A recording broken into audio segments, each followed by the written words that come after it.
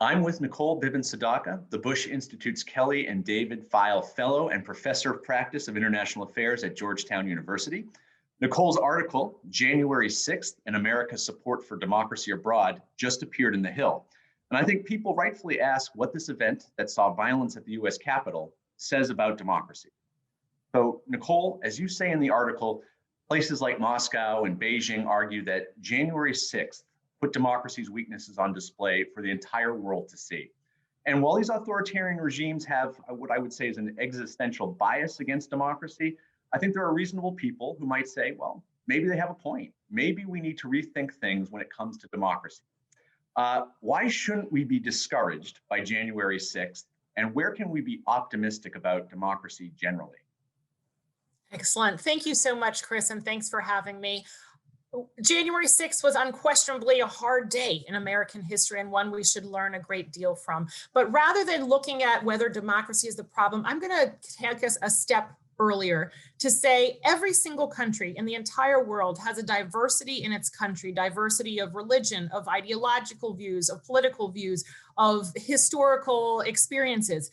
And every society has to figure out how do we work through all of those differences so that all people's voices are at the table and all people's rights are protected. There is unquestionably only one system, and it's the one that Beijing and Moscow have been trying to undermine for some time. There's only one system that allows us to navigate that diversity of any society to allow for peaceful, civil, and open dialogue about the differences in a society in order to have voices protected as well as public policy move forward. Now, what we saw in January is people who chose to take a violent route to challenge the institutions of democracy. But what that tells me is democracy is going to be the answer to overcome those challenges, as opposed to saying that democracy itself is flawed.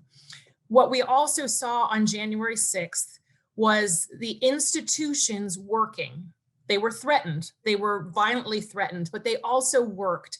There was an election in November. The outcome came. It was certified by the people who had been elected by their citizens to certify that vote. It was certified that evening. On that same day, we also saw the election of two people in Georgia, people who, by virtue of their faith, their race, their vocation, had not always been options for being elected to the U.S. Senate, but we saw them elected in Georgia, and that was a monumental step forward for democracy as well. So while it was a very difficult day and one which we have to reflect on and have to work deeply on, it's also a day where our institutions worked and where we can say all of the challenges in our society we can deal with through these democratic institutions. Well, that's encouraging to hear, and I appreciate that. And it's good to get that dose of optimism. But I'll still ask, given the skepticism toward U.S. democracy, even among Americans and our democratic allies, can the United States simultaneously strengthen democracy at home while also supporting it abroad? So I'll say, to can it? Absolutely yes. And must it? Also absolutely yes. The United States doesn't have a foreign policy that includes democracy promotion because it waits until it's perfected it at home. If we wait, we'll wait a long time. The United States has always had challenges to its democracy from the very founding.